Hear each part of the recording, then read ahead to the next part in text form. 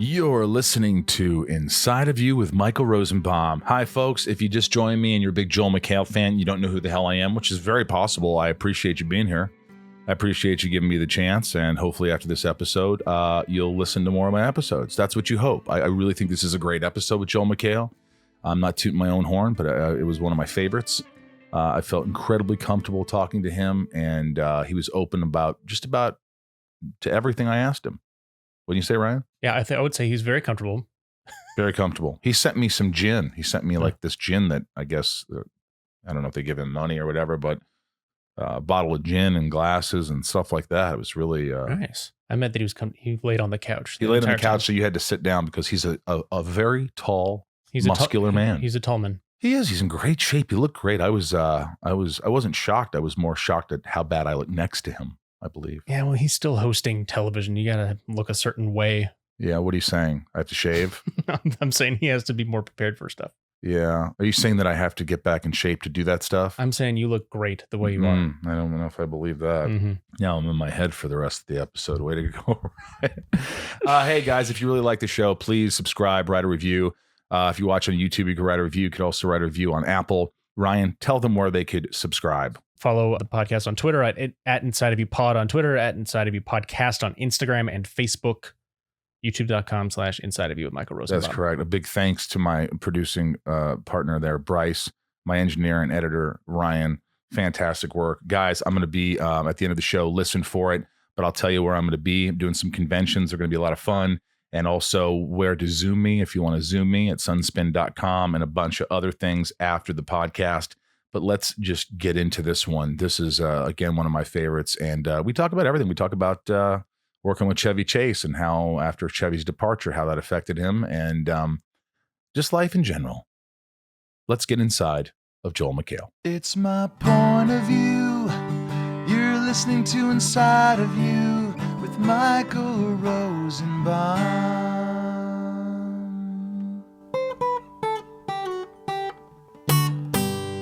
Inside of You with Michael Rosenbaum was not recorded in front of a live studio audience. You're like the Henry Winkler of younger actors because you're likable. Like everybody, I've never heard one bad thing. Oh, Joel McHale. I love Joel McHale. Oh, I love Joel McHale. It's nice of you to call me young. Are you not young? No, I'm going to be 50 this year. I'll be 49 this year. Welcome to our world. Well, doesn't that mean my brother always says you're 49, so well, when I turned 40, he's like, you're closer to 80 than 0.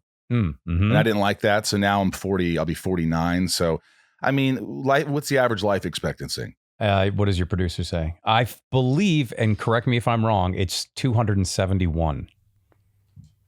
Just in case you want to talk through your penis, I just aimed the mic at your penis. Yeah, that was weird. What is the penis going to say? Do you know? Yeah, what would the penis I don't know. say? What's the average? Penis size? Yeah, about 80? Life size? 85? 85. Well, I would say it's probably late 70s, isn't it? No, maybe it's 80. Is it 80s? Yeah, I think it's close to 80 now. I think it went down with COVID and now it's popping back up again. Yeah. Do you remember where we met? The first time. Mm-hmm. No. I mean, I know where we saw each other. But was that where we met? I thought we met maybe. I don't know. I remember we were testing for the community. Yes. And it was a network test. It was just me and you. It was just the two of us. Yeah. And my agent kept saying, well, it's just between you and this guy, Joel McHale. Yeah. And I remember going in, but I remember talking to you, and my brother picked me up from the audition. And I said, he goes, how'd you do? I go, I did great. He goes, what do you think? I go, no way. He goes, what do you mean? I go, this guy walked in there and he was just charming as fuck. He was handsome. He just seemed smarter than me. I'm telling you, I think he got the role. I swear to God. And then you got the role. In fact, I remember going, I don't even want the role now because this is his role. Wow. So my experience was, I didn't get that. That's how you felt. Yeah. I was like, the handsomer, smarter, more charming guy went in. No. And I swear to you. And then after I went in, the network was like, we're on the fence. And then they put me on camera to record the scene because I think I was nervous. And then I recorded the scene. They showed the network, the camera scene. They went, okay. Were you nervous that second time? It's like, it gets worse and worse, doesn't it? What the fuck? At that point, I think I had gone over the material so much that I think I could have done it For anyone. like on 5 oxy suspended over a bridge. So, but I remember going like, oh, I have literally, by the way, I've never, ever said this thing out loud. I've never talked about like how we were up for the role. Oh, wow. Yeah. I had neither. I remember talking about it to some people, but it was just one of those roles I remember, and I'm not being, nice and like humble about it. I just remember saying he's going to get the role. I know he's going to get the role. It just seemed, if you watch the show, it just fits. I'm more kind of like, you're dry, wry. You have that certain personality that you just kind of, that leading man, that all the stuff comes at you and you just bounce it off in a funny way. I think we're just a little different. I might be too much and you're just, it's like porridge. Oh, I don't think you're too much. No. I'm not putting myself down completely. My listeners hate when I do that. Really? Well, yeah, but I mean it, and I don't try to think, I said something about being smart, and they're like, well, stop saying you're not smart. I'm like, I didn't say I'm not smart. I don't know. It's better to say you're not smart and then go, I know exactly what I'm talking about, right? I 100% agree with you, because you become a dick very fast. Right. I think it's very good to approach things going, I don't know everything about this, and so I'm going to approach it as I don't know anything about this. And so, yeah, that's why I remember seeing Akira Kurosawa, thank you, get his Lifetime Achievement Oscar. And he was like, man, I have so much to learn from these young directors. Wow. And I was like, that seems right. As opposed to the dickholes that are like, well, I know how it all works. I can see the entire thing, folks. It's okay to think you're good at something, but it's how you sort of present it to the world. Like, there has to be some kind of, you can't just say, yeah, I'm fucking great. I deserve this Oscar. I'm awesome. Yeah. Thank you. I deserve this. And you guys did the right thing for once. Thank you. Good night. Yes. And it happens every once in a while where someone does get an Oscar and then they give a speech where you go, well, that wasn't real grateful. That just seemed like they expected it and they agreed. Yeah. And even if you think that, you should be like, wow, the group of people I'm up against is bananas. And I cannot believe I'm standing up here. Yeah. Instead of like, yeah, first one. Yeah. Well, I'll tell you a story. I was here's a double name drop for you. I have a game I play when Steve Martin, go ahead. Well, I worked with him. As have I. Thank you. I know you have. But when I name drop, I drop something. So I was at Carrie Fisher's house. Oh, good one. Drop. And Sharon Stone was there. Dropped another pen. Okay. And I ended up talking with Sharon Stone and someone else that wasn't as big as Sharon Stone. And she, because why name them? It's Sharon Stone. That's a big list of people who is not as big as well known as Sharon Stone, no matter what. Yeah, but so it was really bizarre. But she kept. I'm not putting down. I think she's a terrific actress. She's I'm sure, very bright. But she kept. I swear to God, may I die if I'm lying. This is not just hearsay. This is one-on-one. She talked about her IQ and how off the charts brilliant she was. Oh, and I remember going, God, if I said that, well, first I could never say that, but she kept going on about it. And then other people were hearing this and we were just kind of like, oh, she's like, yes, my colleagues or whatever say that you're absolutely brilliant off the charts with your IQ. And I'm speechless. And I would say the one time her IQ was off the charts was in Goodfellas because that performance was a masterpiece. Oh, it was a masterpiece. That said, did you read the thing that she put in her book that she went in for surgery to have minor benign growths removed, and the surgeon decided while she was under to go ahead and give her breast implants? That is a real story that she really told. And I look it up, go right ahead. It's in her book that she was getting some cysts removed that were benign. Right. And the doctor thought, you know what? Sharon deserves better. Or there was just some, implants lying there. And he was like, you know what? While we're here, I know I didn't ask her. And why am I enlarging breasts here in this clearly probably like a cancer center that removes tumors or whatever. Yeah.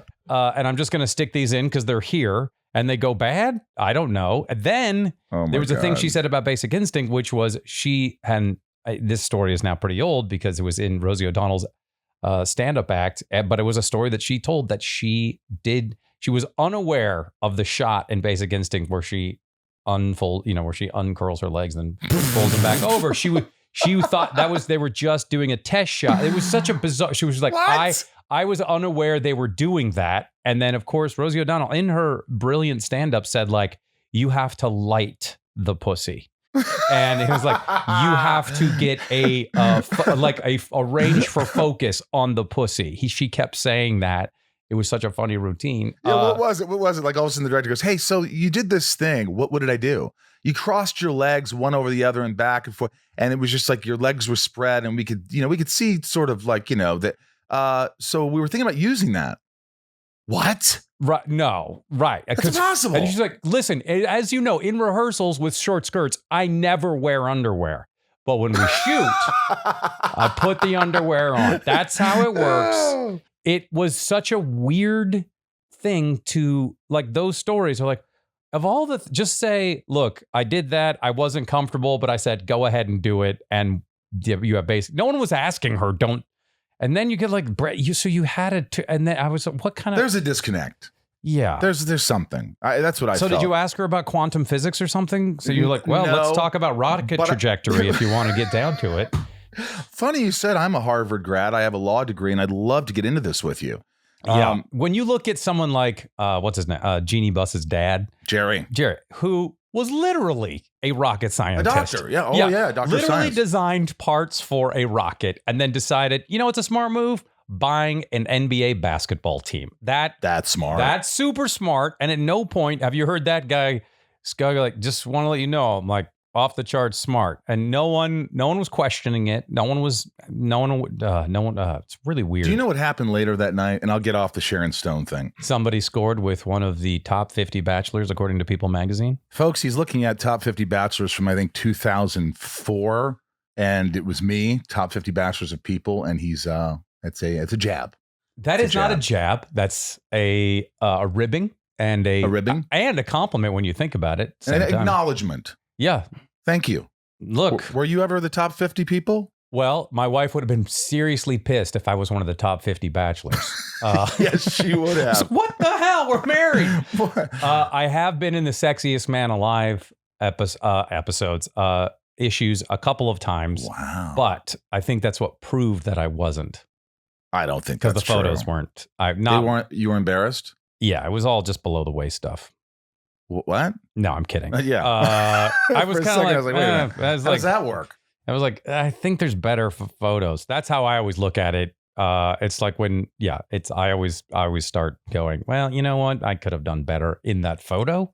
Weirdo. I could have done better in that photo. Maybe the photographer could have chosen better. It's like I'm blaming the accompanist when I'm trying to do a singing audition. We're like, if you did it right, then I would have been great. You say that you couldn't take good pictures, but I look at your physique, and I know Dax talked about this. This isn't a picture. This is just you. And I like you being comfortable, and Ryan has to resort to sitting on a stool. But I didn't know the setup, so now I'm mad. You're a tall guy. You need to relax. You need to lounge. How tall are you? Thank you for asking. I'm 7'1". You were a liar. 6'4". 6'4". Yes. How long have you been 6'4"?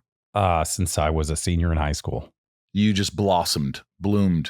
Yeah, my dad entered high school and he boxed in below 100 pounds when he entered high school.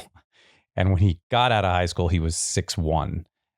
He was a tiny person. That's what I was. Oh, well, there you go. I was 5'2", I think, as a freshman. I graduated 5'4", and then my year in between college and high school, I jumped up to 6 feet. Wow. That's why I have back problems. But that's probably why. What part of your back? Lower back. No, I can fix that. I don't think you can. I've had 7 spine surgeries. Well, you're right. I can't. I was going to say, if it's just always been a chronic thing, then I can give you a number of exercises because I had terrible lower back problems. Okay. Well, I still want these exercises because maybe it will help. All right. So I would always blow my back out, my lower back. And I just have to lie down for like 2 days. And I was like, I'm an old man. This is now 20 years ago. Right. And then I had kids who you have to pick up all the time and my back was going out. And then I did a movie in 2013. Thank you. Deliver Us from Evil. Thanks a lot for remembering, guys. I do remember that. Thank you. I'm a horror fan. Oh, God bless. Yeah. And then my back was spasming, and I'm like, I don't know how I'm gonna do all this action stuff. And then this tiny little trainer named Allie Gritz on the West Side said, I'm gonna fix your back in about 2 weeks. And I was like, okay. And then it was deadlifts. I started with barely even the bar, and I couldn't hardly do it. She's like, we're doing it every day. And then in about 4 days, like 5 days, I was like, I'm a young man again. I was like, Are you serious? It's back. And now I have always had them in my routine. And I worked up to, like, now I can do tons of weight. And whenever I do it, I'm like, all right, it's just a part of your body that people always ignore.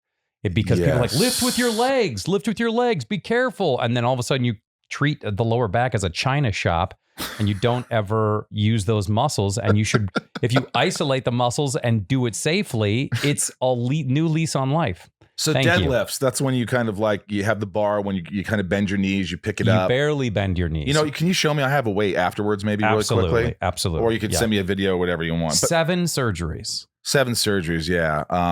Fusions. Did you have an accident? I played hockey and sports my whole life. Well, that'll do it. Yeah, but you know how it's embarrassing because I think it happened in a grocery store. I was working at a grocery store, and we used to throw boxes off the truck in the morning. Yeah. And I remember them throwing a big box of hard canned peas. Just a can of peas. Yeah.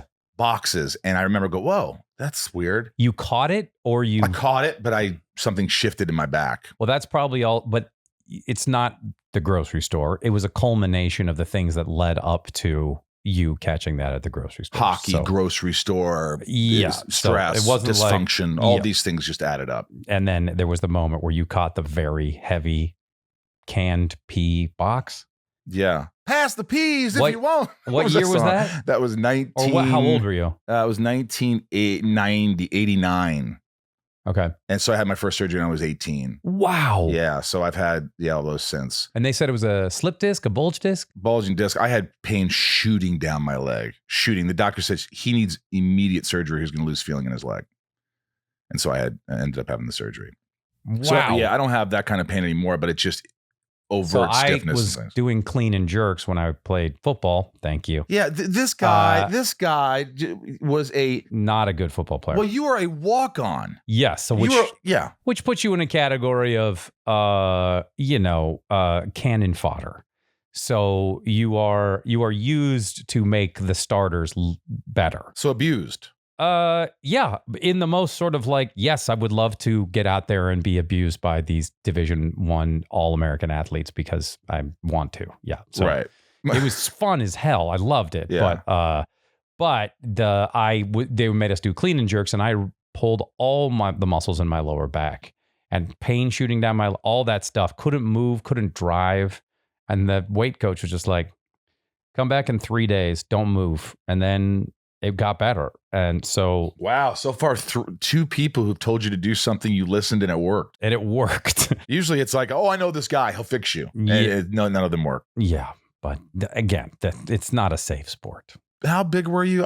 You were like 245 pounds, 6'4" as a walk-on.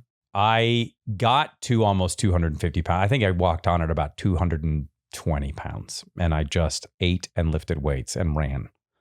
Those were the days. And you could catch a ball. Are you still? You're very athletic. I was good at catching the ball, but nothing compared to the starters. I was. Really?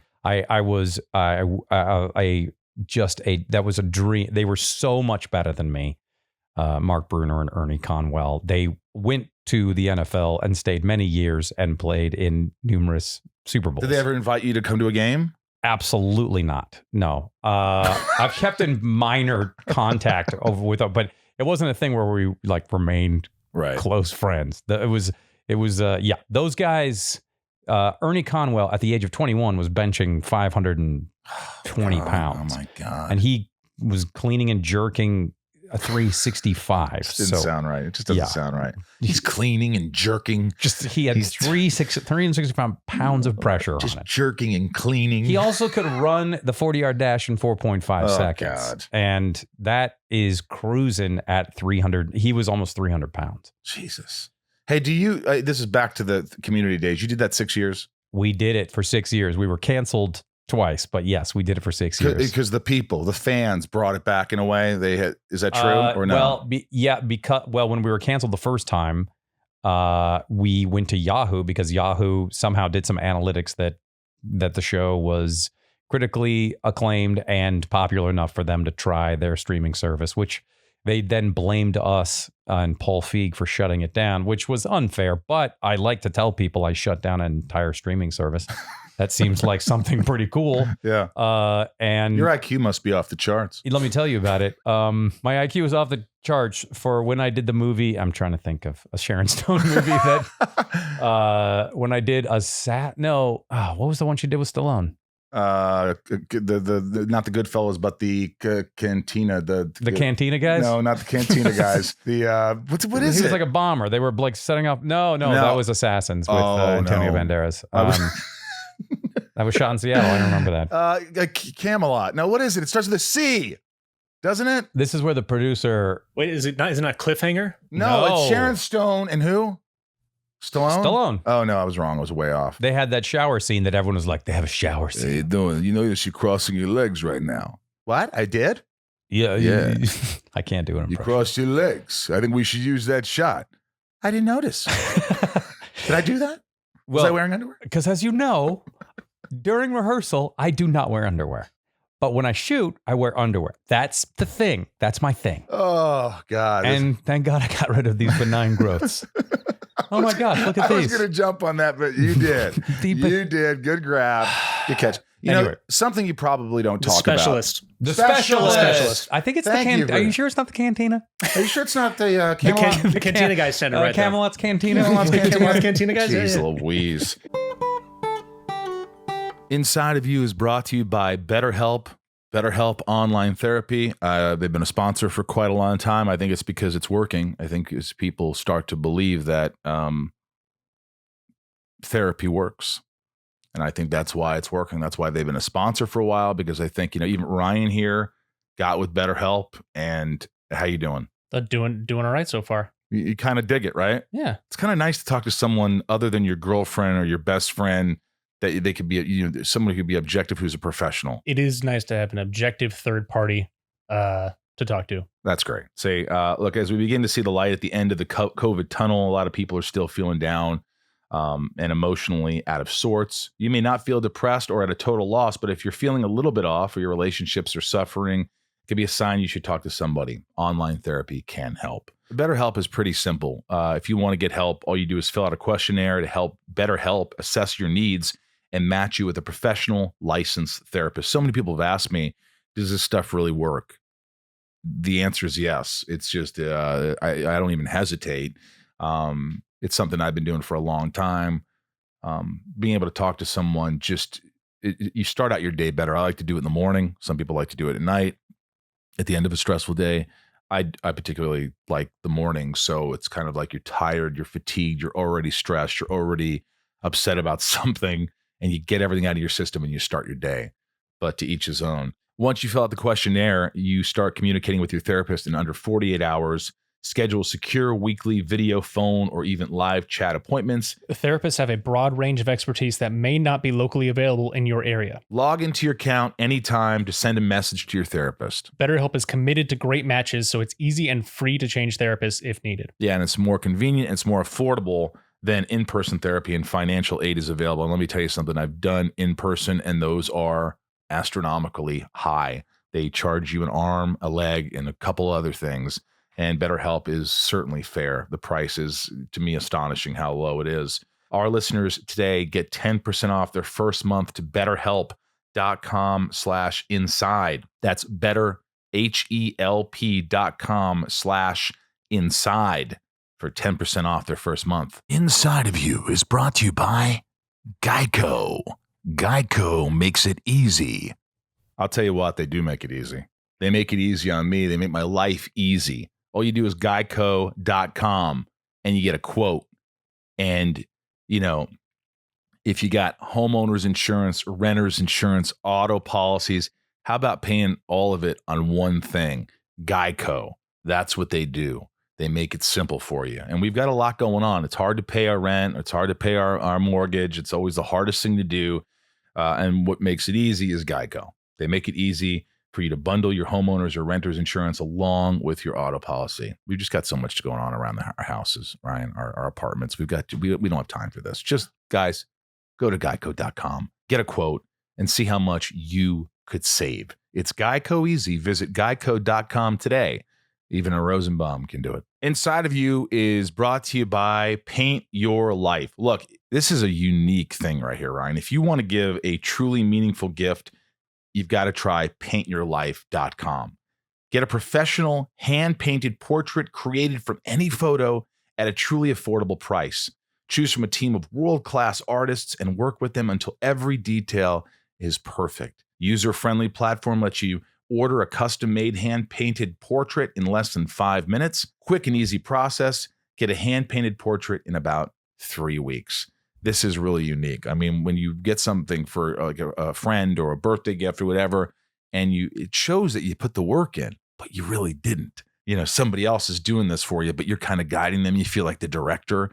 So it's kind of a cool thing. It's a really cool thing. And I think it makes it for a unique gift for anniversaries, birthdays, all that stuff. Meaningful, personal, and can be cherished forever. At paintyourlife.com, there's no risk. If you don't love the final painting, your money is refunded. Guaranteed. And right now is a limited time offer. Get 20% off your painting. That's right, 20% off and free shipping. To get this special offer, text the word INSIDE to 64,000. That's INSIDE to 64,000, 64000. Text INSIDE to 64,000.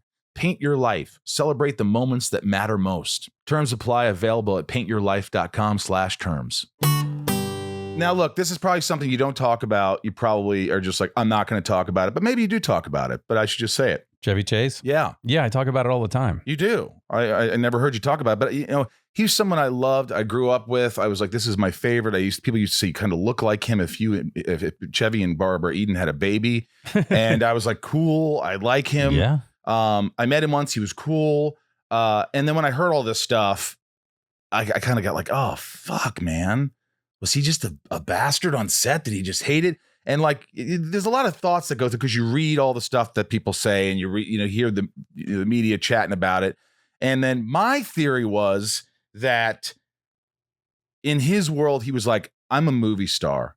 I've been a movie star for a long time. And now I'm a guy who kind of comes up and says a funny line and does whatever. And this isn't good enough for me. And I don't like being here. But that's just my theory. But I don't know what happened. So anyway. Well, I think there was probably exactly what you just said. He was someone that did not want to be there for the hours that we were keeping. And the hours were long. There was no doubt about that. And the hours were the hours because we were shooting a movie every week. It wasn't documentary style or anything like that, except for one episode. And so he didn't like that. And there was no doubt, and I think he would absolutely agree. He sometimes could be in not great moods, and that did so. He would have to be kind of shot out. We'd have to get him. We have to get him out for the day because he didn't want to be there that long, and so that was a big problem. Was that incredibly frustrating as the lead on the show? Did you ever have a conversation with him? Did they ask you to talk to him? Oh, I would tease. I would go, I'm literally missing my children growing up right now. But that's fine. And yeah, I mean, he was so funny on the show. When you look at what was on camera, it's super funny. It's really good. But he was always... he definitely did not want to be there those hours. And I think there was he was a big, huge, obviously the biggest comedy star of the 80s. Or he was the highest paid at least. Sure. But between Vacation and Fletch and, the zillion other movies he did, Caddyshack and all that. I'm sure there was some of that, but I know he was being well compensated for it. Right. That said, you get someone like Alec Baldwin who did 30 Rock, who wasn't a, big, huge movie star for a long time and then, reinvented himself through that show. But, it was unfortunate. And then Chevy was, then he left the show under quite crazy circumstances. So, it was definitely, it could be tough some days. Other days he was great. Did it sever the relationship with the other actors? Is there anybody who has a relationship with him, who has checked in with him, who still sort of like, hey, you didn't like being on the show, you retired, you were older, you whatever it is, or is it kind of severed? I don't know. I called him a few years ago when I played him in a movie.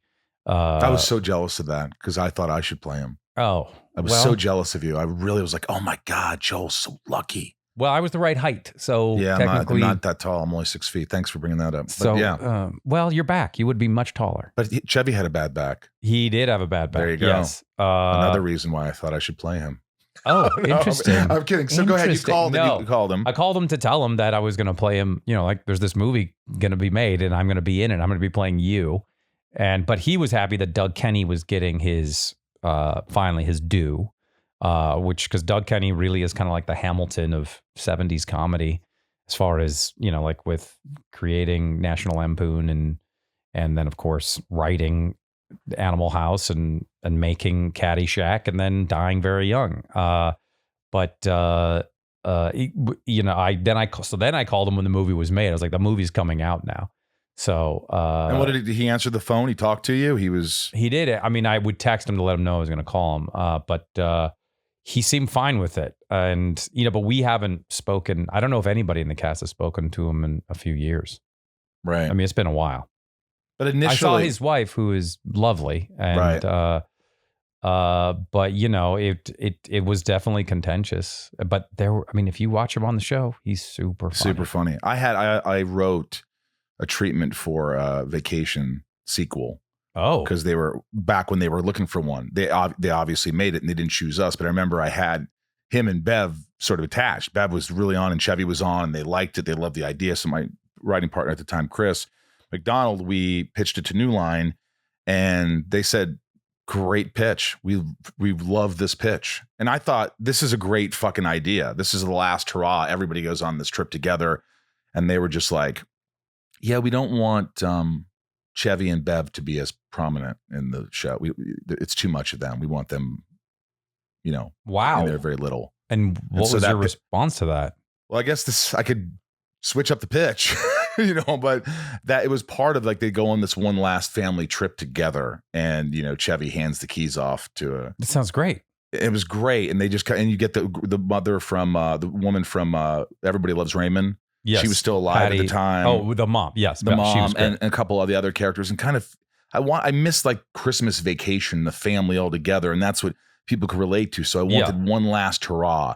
And I really loved the pitch, and we were sad because we worked really hard on it, but they went in a different direction. And that's just the price you pay. Is there a world where you could make that movie with just people that are not associated at all? I know there's sure, but I guess you could. Why not just do a great family vacation movie and make that movie where the dad just says, "Hey, not Russ, but Roy. I'm handing the keys to you. This is our last trip. After this is our last trip." And then, or why don't you play the dad? I'll play Randy Quaid. Wait, why do I have to play the dad? Do you think I'm old enough to play the dad? Well, I don't know about that. I don't know if people believe me as a dad yet. I don't know. Do I look like a dad yet? No, like grandpa, dad. Ryan you're right there. Nodded. He just goes like this. Fuck yeah. Well, you look like Ryan's dad. No offense. Oh God. Yeah, why not just make that movie, right? Go ahead. I mean, I think right here. Let's pitch it out. Do you think people want to hear this? Yes. No. Okay. I don't think we should do it. I tried. I don't know. I don't think these people work anymore. And I just got sold, but I wanted to remake the movie Motel Hell.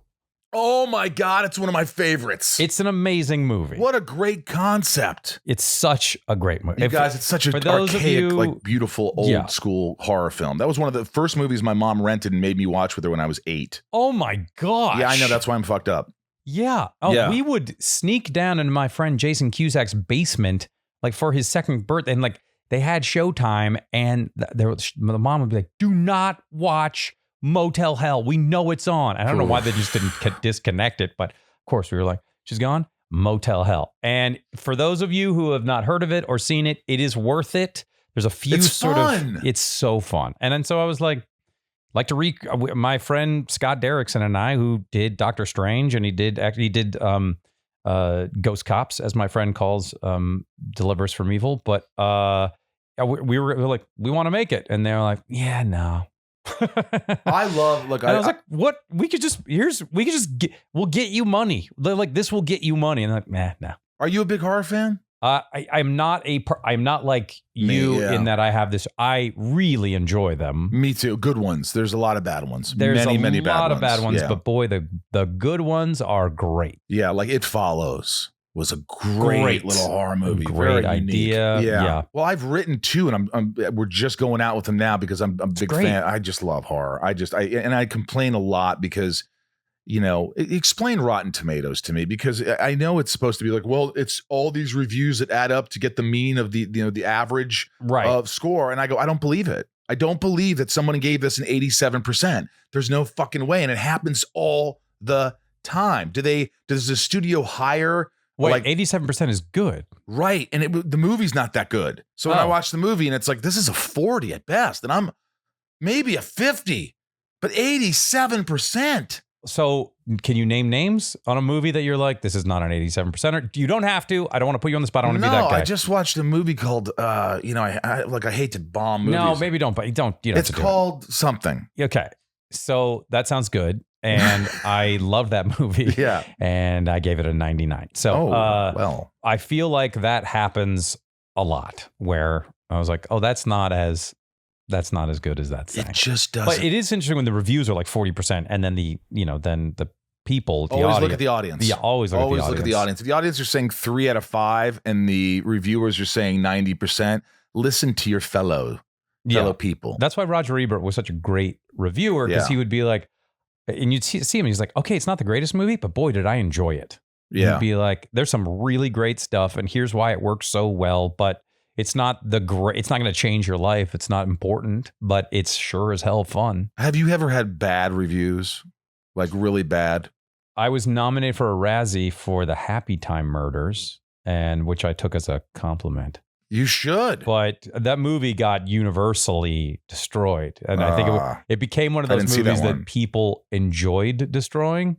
So, once that catches on, even though, it wasn't as like there's movies I've been in that have bombed way bigger, but they weren't even a blip. And people were like, oh, well, it was just a thing. But boy, I'm trying to think of like a movie where, when I got Community, the review of the pilot said, this show is really great. It's got everything you need, but it's never going to work because of the lead. And that was just, I've had shit like that. I had something where I won't name the movie because the other actor in the movie is a good friend of ours and would not like me mentioning this. But the review was the movie, like they hated the movie. They go, so-and-so is not funny. So-and-so will never be funny. And Michael Rosenbaum has never been funny. And I was just, what the fuck? And of course you start going, didn't you see that? But I wanted to call the reviewer. That is not a review when you think about it. I mean, God. That is not a review of a movie. That is just insults, right? The guy just wanted to kill us. He They'd just wanted to be like, hey, what do you think of that reviewers? Do you guys like that critic? And they're like, you seen how he dresses? And be like, no, he dresses like an idiot. I was like, but what did he think of Event Horizon? Well, Look at him. His mustache is stupid.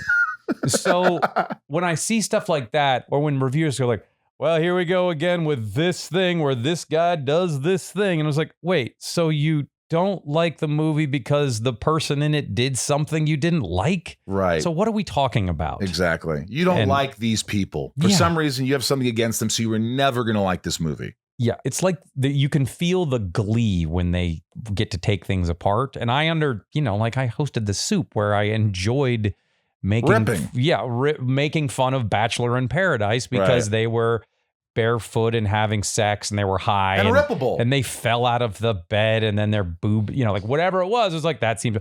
But when you go like that, then when you see these guys that you can see them enjoying it, then I'm like, oh, all right, well, back to The Soup. You had to take over for John Henson. No. Well, he left. He left, and then Aisha Tyler came in. And then it was, and And that had been on for 10 years. Oh, see, at that I point, always 11 think years. of it as John Henson and then you. That's how I remember No, it. Aisha did it for 2 years. And at that point, it had already, like talk shows were already waning at that point. So in 2004, it was not even called The Soup. It started out being called the What the Blank Awards, which was a very confusing title. And when the new boss came in, Ted Harbert, he was like, I don't understand what that, did someone forget it? It was supposed to be like the What the Hell Award, the What the Fuck Award, the What the Heck Awards. And so he was just like, don't we have that Talk Soup name? And then that became that. And you're asked to do, how often do you turn shit down? Because honestly, and you could be humble. You're going to be humble about this. But I know that you probably get offers for tons of shit, especially to host everything because you're so likable, personable. People want to. God bless you. But right, so you get a lot of offers to do stuff. Not as much as you'd think. Well, I mean, you got the Joel McHale show with Joel McHale. Not as much as I would like. Oh yeah, Card Sharks. You did the soup. You got. I mean, you're kind of Crime Scene Kitchen. Crime Scene Kitchen now. Everybody. Crime Scene Kitchen on now. Someone's bleeding out. Someone's bleeding Frosting. out. It looks funny. It looks just like you have a good time. You have a good rapport with the people, and you're just like they're very intense bakers, and of course that's my opportunity to make them. It's funny enough. We were talking about what people wear, the reviewer, but I remember in one clip you were looking at some guy, and he's like, I'm going to keep harassing you about your turtleneck, and the woman goes, well, look at you're wearing. He's like, yes, but I'm the host, right? Yes. And so it's very she was dressed like she was hunting foxes in 1850, and he was wearing a wool turtleneck. They're both brilliant bakers, but I was like, dude, and he could see the sweat like around the seams, and I was like, enjoy baking in here in your, I don't know, your ski chalet with all the windows open, but it's not. Anyway. Oh god, happily, yes, happily, I have to see that. Good times. Ben David Grabinski. Yes, of course, I know him. Ben David. I've known him for years, and I'm gonna watch this film. Yeah, Carrie Bechet is one of the best actors I've ever worked with, and I don't know why she's not a gigantic movie star. And then the rest of the cast is just. Was it a fun time? Great fun time. Was it hard? It wasn't that. I mean, no. It was Ben ran a really tight set, and the director of photography is a genius, and so. Everything was pretty well put together. It's a very tiny little movie, but it was really fun to make. And the only real hiccup was one of the sewage pipes burst in this super modern mansion we were shooting in, and the sewage flowed out all over the carpets. And did it smell like shit for the remainder of the shoot? It was pretty rough. It was when you're doing a party scene and you're trying to eat, and then all you're doing is smelling waste. Do you think Chevy would have wanted to go home? Well, I don't know. You all wanted to go home when there was shit a happened. lot of like, can we keep the windows open but then they dried it out, and I don't know how we were walking around barefoot because it was like a pool scene. So, oh God. Yeah. I was amputated. So it was bad. I got to see this. Flesh shading. I want to see you amputated. Yeah. Let me know what you think. Yeah. I love horror. I watch it all the time, and I'm always. But it's not horror, happily. It's not. No. You just said you got your leg cut off. No, from walking in the sewage. Yeah. Oh, it was a joke. Yes. Oh, yes. I didn't get it. I mean, I wasn't smart enough to receive. Or I didn't deliver it. I think you delivered it perfectly because I think you laughed. Yeah. No, I got it. Thank you. Jesus. Thank you, Josh Hartnett's brother. It kind of does, right? That's a comment. You're a handsome guy. I'll take it. I got to ask this. Your body's so tight. We've talked about this. Your body. Thank you. I know. You look really great. It's really just desperation. But and midlife crisis. But you fast, right? Effect. You do this fasting thing. I hear. I used to do a lot of that. Did that work? It worked for a long time, and then it kind of started not working because I think I put my metabolism into a state where every time I would eat a lot, then it would be like, thank you for this. We're going to keep this as long as we possibly can. And so you get bloated and things. I just noticed that when I would have a meal, I was like, oh, I'm not kind of maintaining the weight I want to be at. This is getting very specific, guys. But now I find that small meals and just really portion control more than anything is. That's my problem. I try to eat big meals like three times a day, but you should have smaller meals, like 4 or 5 small meals a day. I really only like dinner is the real meal that I have. So this morning I've had a handful of nuts. And that's it. Yeah. Are you dying right now? Some blueberries. No, I'm so used to that I mean, I'm sure I've had like 5 cups of coffee. Nice mug, by the way. To which are you referring? It's an Inside of You mug. You can get on the Inside of You online store. What do they retail for? I don't know, like $17. But it's a good mug. But right now, on sale for $11.99. And just swipe up. swipe up. Don't swipe. I'm not in control of that. And then you'll. You know what else I feel good about? $11.99 for just this moment. Flavored water. Hint is Hint. You know what? They don't give me any money, but I love them and they send me tons of water and I really like their water. Hint's really good, delicious. Can I say this is a pretty important statement. Sure, I'll cut it. That when people that when people like you like Hint, right? Yeah, I do. It's great. Hint. It's very tasty. Yeah. And then people are like, he's getting paid for that. But they really just send you a few boxes. I don't get paid at all. They just send me when I need water. I feel like that happens a lot with celebrities people that have a presence on social media, and they're like, he's getting paid for that. And then sometimes they do, but and that's pretty obvious. But a lot of times it's like, no, I just really like a Yeti mug. I went out and spent $30 on it.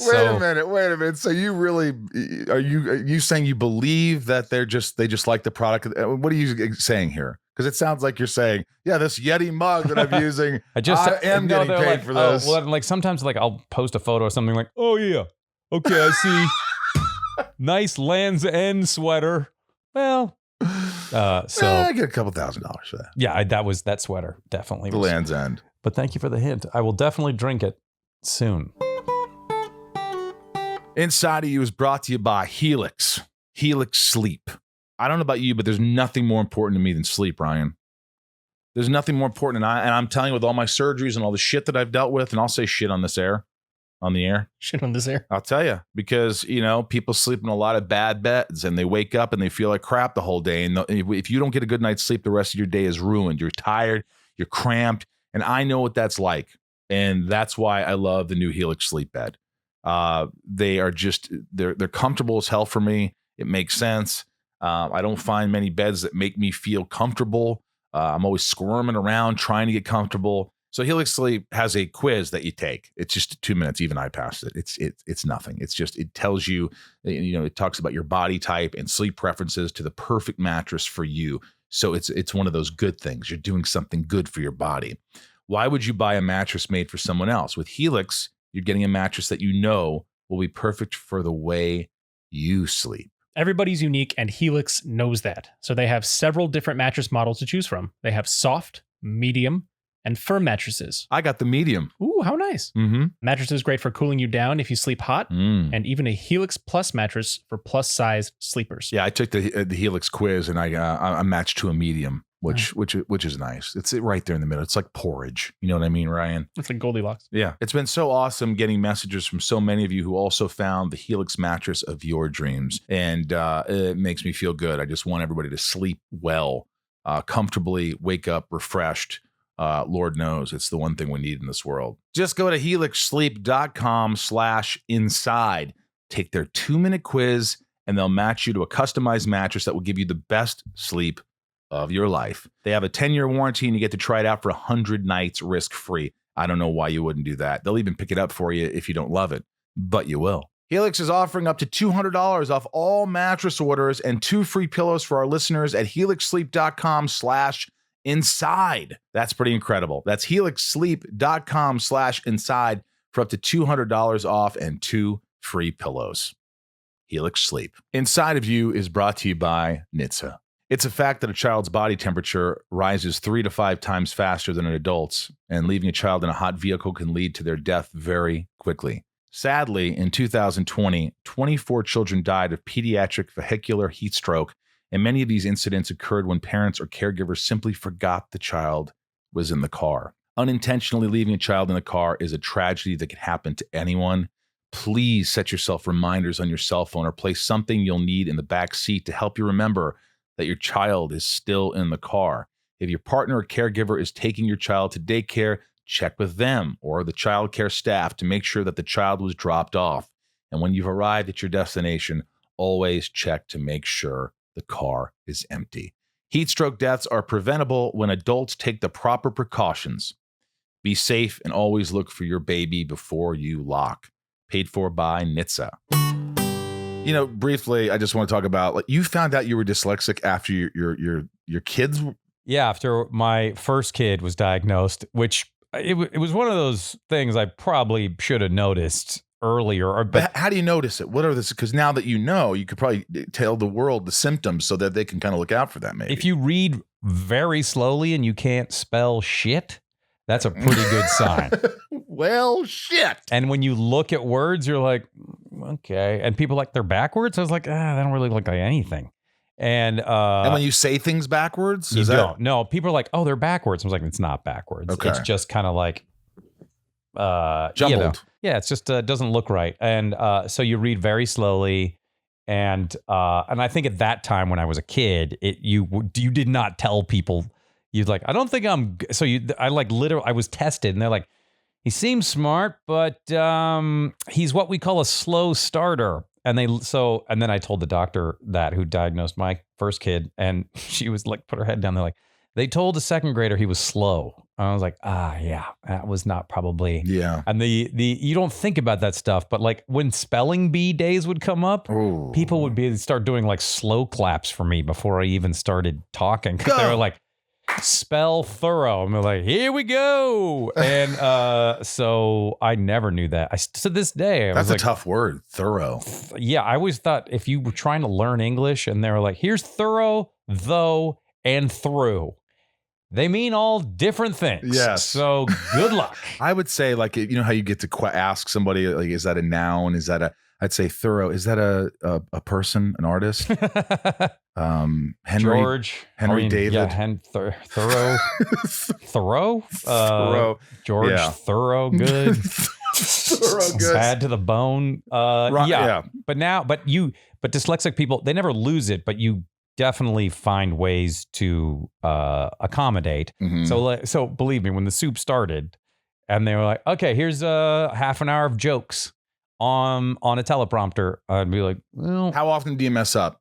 So it took me 4 hours to get through 22 minutes of jokes if you cut out the commercials. I bet it would take me that long too. Forever. So, but by the time, once I got into it and the anxiety went down, which I had a ton of, because I'm like, oh, but don't fuck this up. And I would like show the clip and I'd be like, I'm doing well. And then, and so then we started doing the show live.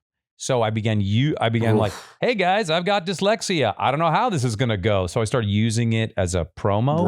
Right. And only one time did I screwed up and I was like, fuck. And then all their eyes were bright. I was like, and they hit the button and I was like, oh, I said fuck. And they like hit the button again. So double fuck. It became sort of fun. And I was like, I'm just going to use, this is the way I'm going to use it. And I always looked at David Letterman as the king of, if he didn't like a punchline, he would point it out and say it for the rest of the show. And so then when that started, I was like, oh, just do that. Because then if I screwed something up, I'm like, remember that punchline I missed? Oof, that would have been great. People would have loved that. That would have been a great moment for people at home to enjoy. Anyway, so that's how I adapted with it. And so to this day, I don't read books. I just listen. I mean, thank God for Audible. It has changed my life because it's all I do now. I don't even listen to music as much as I used to because you just lie there and just listen to a great story. When I work out, that's when I do it. Really? You listen when you work out? I listen to books when I work out. Don't you need something? Well, maybe you should listen to a reading of like The Fugitive so you have the energy. I mean, well, I do listen to a lot of Jack Reacher when I work Jack out. Reacher, because those books are written so well and they move along so well that but sometimes I decided I'd go back and try to listen to a lot of the classics. So once you get pretty knee deep in Dostoevsky and you're trying to keep track of all the names and then all their nicknames, I literally would write it. I was like, I had to keep a list. I was okay, this is Misha who has a nickname. And so, that was, we do a segment in the beginning, which we just started. We didn't do this yet, but just, it's quick. It's a mental health check-in. It's called just, how you doing? How you doing? And really it's just how your mental health is now, how you're feeling, whether you have anxiety, what you do for your anxiety, what you're feeling right now, or this last week or like lately. Pretty good. I like to think that I'm like, hey, things are going fine and well. What problems do you have? What do you have to complain about? But then when I wake up at 4 a.m. in a panic, I'm like, what are you panicking about? What's going to happen? What's going to happen with the rest of everything? And a lot of like, am I ever going to work again? Are my kids going to be okay? how's my wife doing? I had a lot of that. And so that's Yeah. not fun. Well, what helps that?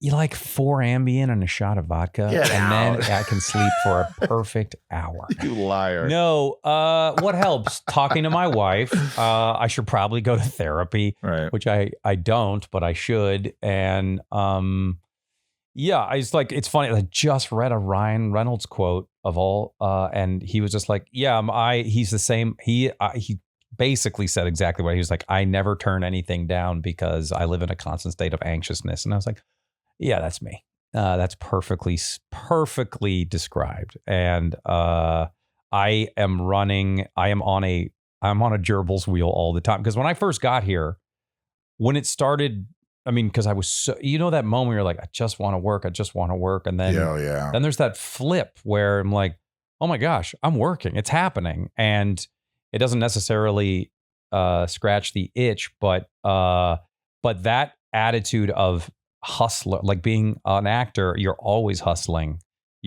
That's the nature. And I think sometimes that's very healthy. And then other times it just keeps the pistons going the whole time.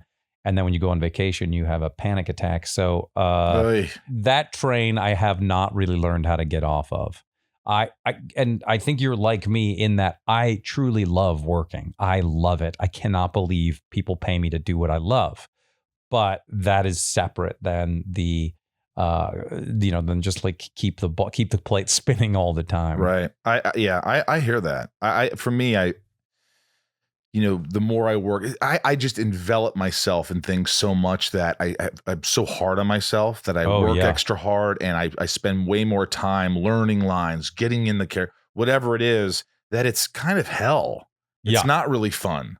It's not fun. When you're there doing it, is it fun? When I'm there doing it, it is fun because I like people and I like crews and I like that kind of thing. And if it's a fun role, it's always good. Some people go, I don't care. I just like to work. I'll do anything. And I go, I can't do that. I have to really just love what it's not just about love what you're doing, but love what you're saying, love the people you're working with. It's a combination of a lot of things. I agree. So, but that's a lucky thing. It's lucky enough thing to work, but a lucky enough to be on something that's good. That's extra lucky. Yeah. It's rare. I think people, it's so rare when you're on something really good and rare when that good lines up with a bunch of people that want to see it. Yeah. It's very, and I was like, oh, that's what even Seinfeld said. They're like, are you going to do another version of Seinfeld? And he said something like, it's really hard to hit 4 grand slams in Yankee Stadium again.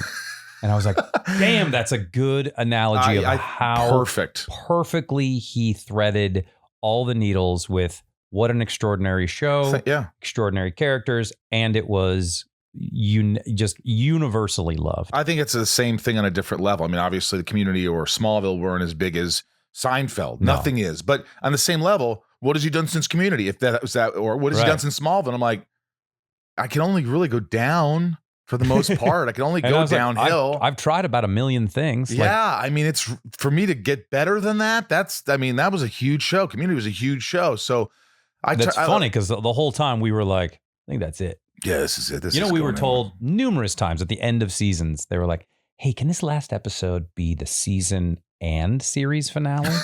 Like that's how, like just the confident, like the network just going like, well, we'll see. We might have something better. And we're like, unbelievable. Oh yeah. And you all loved it. You wanted to be there. We all knew the hours were bananas, but we all knew because we would do these table reads, which were so great. And then I would stand up and point at the Sony and the NBC executives. And I was like, do not change a word. And then I'd walk out and they were like, hey, you're like a bully. I'm like, yeah, I'm this. Fuck yes. Don't do it. Don't change anything. And so, yeah. And they didn't. You seem like a guy that doesn't really, when you get mad, everybody goes, ooh, there's a reason. Because you don't seem like you get mad very often. If you lose your shit, Joel's upset, something's real. Is that right? I am amazing at blowing up at inanimate objects. Like that right there, that mask of. If the mask was not staying up on that thing, I might destroy it. You might kill Jason Voorhees. Yesterday, again. I was logging into a computer I hadn't logged into. And I had, you had to get the code from your, like, log into Gmail, and it said, do you, and you put in and I accidentally hit reset password, and the Zoom call had started 4 minutes earlier, and I screamed, God damn it. And my wife came in and she's like, where's the emergency? And then, when I explain it, I sound like an insane person. I'm like, well, I accidentally pushed reset password. That merited me screaming. And she just rolled her eyes. Yeah, she's like, okay. Well, I'm gonna go deal with the education of our children. So I'm gonna calm the kids down. Yeah, I'm gonna go take care of real life problems. So hey, really quick, and we're done. There's some shit talking rapid fire questions from fans from Patreon. I love my patrons. Go to patreon.com/insideofyou. But do you think there'll ever be a community reunion? Because they're doing all these other shows. If you had asked me that a year ago, I would have said yes, but no. And I would have said, like, who knows? But we did a table read a year ago, and it was so much fun. And Donald came, so it was great. And then Pedro Pascal played this part in a table read, and I burst out crying with my wife afterwards, because I was just like, I missed all those people so much. I mean, just crying, and I couldn't keep it in. And so I think now more than ever it's possible. But as you know, you need like millions of dollars.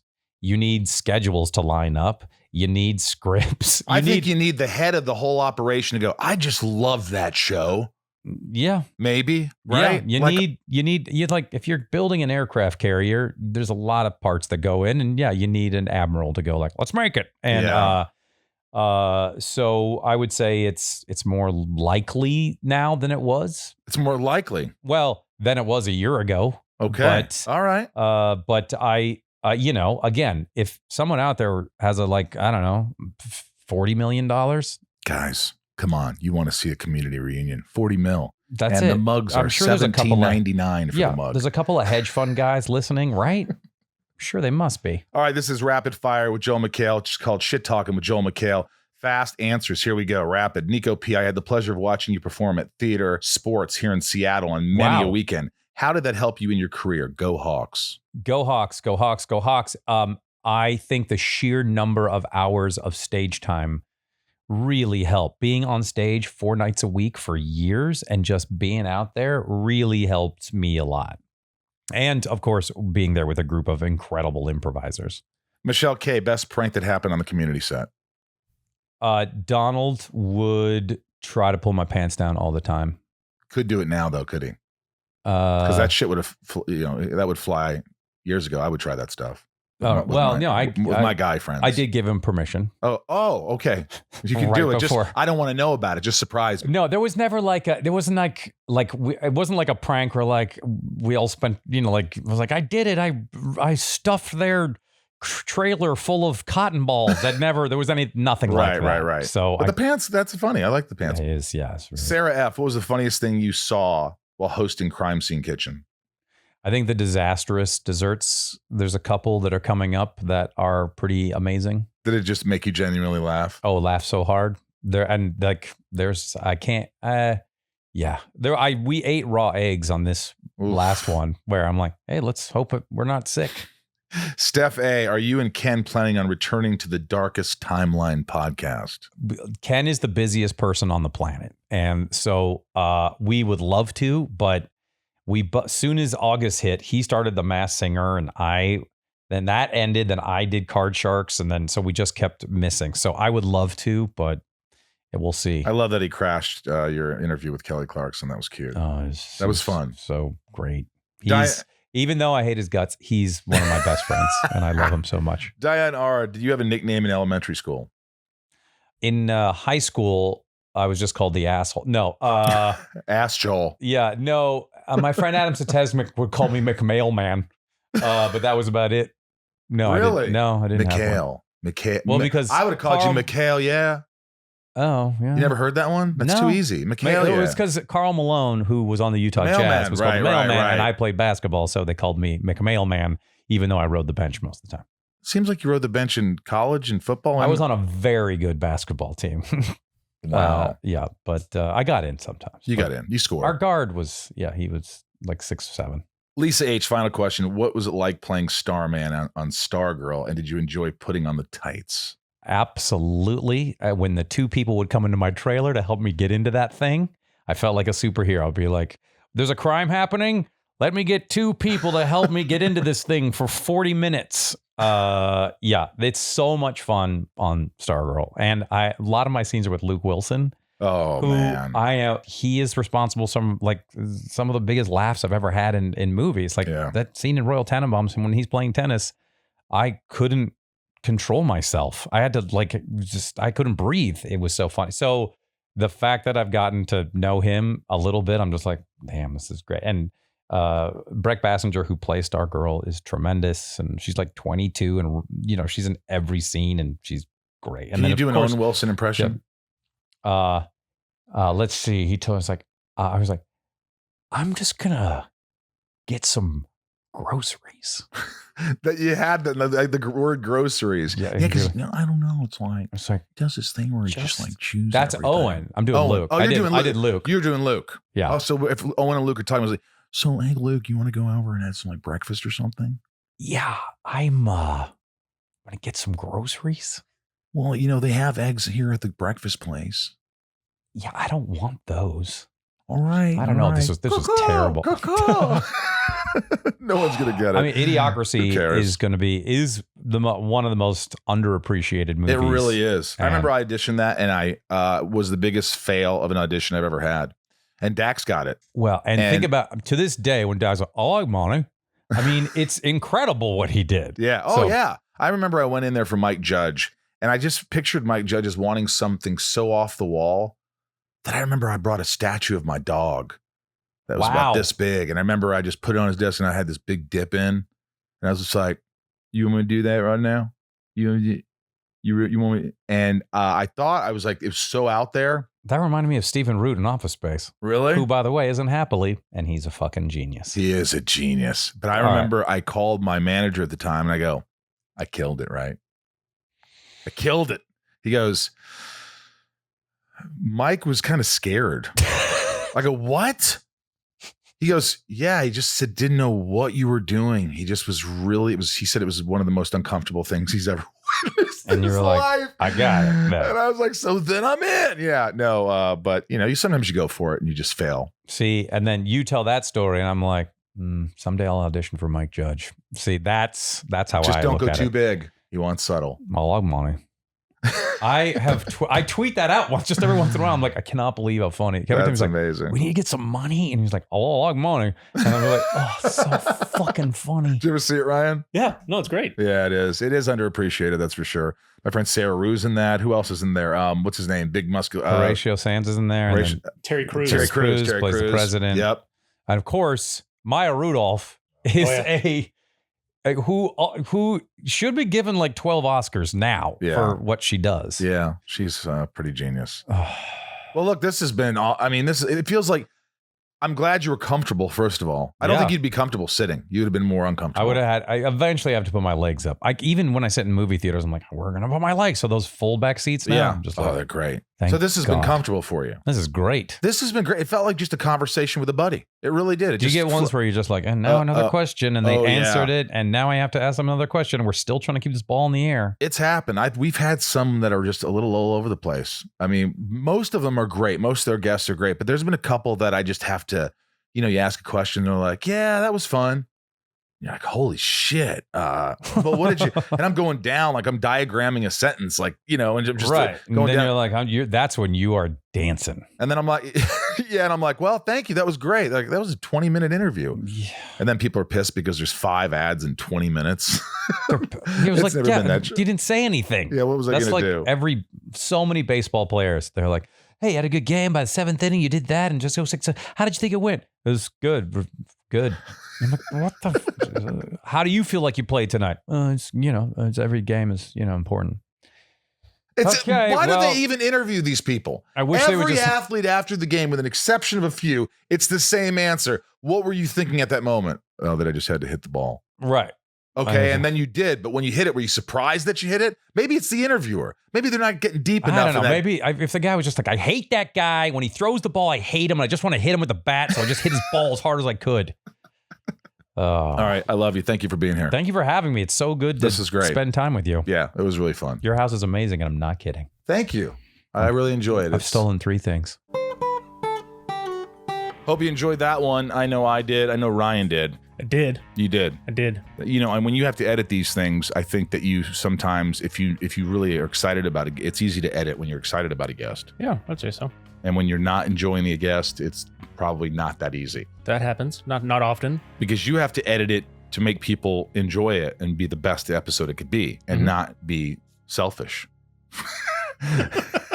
That's the wrong word, but you know what I mean? Yeah. You can't be like, well, I don't really care about this one, so I'm going to give it a half-ass job. No, I gave every edit the same care. And it shows. It shows. If you guys want to join Patreon, the Patreon wonderful family, if you don't know what Patreon is, it's giving back to the podcast, giving a little extra something to the podcast. You join at patreon.com/inside of you. I write you a message right after you join or soon after. And you get things like packages every couple months from me. You get notes from me. You get questions that I answer on video. There's YouTube Lives. There's questions you get to ask the guests. There's a bunch of different tiers. But more importantly, everybody on there has become family. And a lot of friendships have spawned. Well, now you said it in a creepy way. Yeah, you spawned the last episode. Spawned. So join Patreon, patreon.com/inside of you. Also, if you want to go to the Inside of You online store, a bunch of cool stuff there. Check it out. New mugs, journals, Lex Luthor stuff, Smallville stuff. I think you'll get a kick out of it. Also, Sunspin, my band, is playing July 31st. 2 shows, 2 p.m. and 6 p.m. Get tickets. You can get tickets at sunspin.com. It's going to be great. We haven't played in a month or 2 months, so this is going to be a big concert. So I hope you enjoy it. You come do it. You can get tickets at sunspin.com or stageit.com and type in Sunspin and get tickets and join the family, because there's going to be a lot of fun people there. I think some people might crash the party. Maybe you'll crash the party, Ryan. I always crash parties. Also letting you guys know that I'm going to be at some conventions coming up. I mean, like soon. Get your tickets. I'll be in Houston, folks. And that's coming up. That's July 17th and 18th. I'll be in Houston. Just go to comicpalooza.com. Get your tickets. I'll also be in September 4th, Dragon Con, Lexington on September 9th. And West Virginia Mountaineer Comic-Con, September 24th. I know a lot of you are coming. I can't wait to see you at each and every one of them. You might be the only ones, my lovely patrons, coming to see me, supporting me. Yeah, well, I appreciate you guys listening, and I'm going to keep doing this as long as you keep listening. Spread the word, write a review. You know who you are. You mean a lot to me. Let's do the top patron shout-outs. Nancy. D. Mary. B. Leah. S. Trisha. F. Sarah. V. Little. Lisa. Yukiko. Sorry, said that one. Jill. E. Brian. H. Lauren. G. Nico. P. Robin. S. Jerry. W. Robert. B. Nice. Jason. W. Apothean. Sorry, said it again. Kristen. K. Amelia. O. Allison. L. Lucas. M. Raj. C. Joshua. D. Emily. S. Wow. CJ. P. Wow. Samantha. M. Jennifer. N. Stacy. L. Carly. L. H. Fuck. Then there's a Carly. Oh, then there's a Carly L. Carly S. L. Carly S. Then Jen S. Jamal F. Stop me if you know any. Janelle. B. Tabitha. 272, not because with 273. Yes. Kimberly. E. Mike. Mike. Good old Mike. Mike. E. Correct. Mikey. Mike E. You'll remember that now. Eldon Supremo. 99. More. Mira. Santiago. M. Yes. Sarah. V. Sarah F. I Chad. already did her. Oh, Chad. This is where it gets dicey. Yeah. Chad W. Leanne. Leanne P. Ray. H. A. Or A first. Maya. P. Maddie. S. Kendrick. F. Ashley. Don't know. E. Shannon. D. Matt. X. W. Nobody has starts with an X. I was hoping. Belinda N. Kevin V. James R. Chris H. Dave H. Samantha S. Spider-Man. Chase. Sheila. G. Brad. Oh, D. Ray. H. Tabitha. T. Tom. N. Suzanne. B. Liliana. A. Michelle. K. Marcuz. W. Hannah. You're astonishing. Hannah B. Yeah. Michael. Myers. Michael S, Talia M, Andrew T, Betsy D, Claire M, Liz J, Laura L, Chad L, Rochelle, Nathan E, Taylor K, Marion, Meg K, Janelle P, Trev L, Dan N, Diane R, O, Ajetta, Lorraine G, Veronica K, Big Stevie W, Kendall don't know, T, Carol D, Sandy M, no, Sandy B, sorry, Sandy, Angel M, Eric C, Rhiannon C, Stephen M, Corey K, Super Sam, sure, Emily C, Sherry S, Coleman G, David C, Michelle A, Riley J, Matt W, Liz L, Jeremy C, Andy T, Cody R, Chris E, Sebastian K, Gavinator, Ann H, Elliot M, John B, and Brandy D. Those are the wonderful patrons who give extra every month, who I adore. Thank you guys from the bottom of my heart for continuing to give. And, it's hard because every 4 months I have to send a box and I don't always have new merch.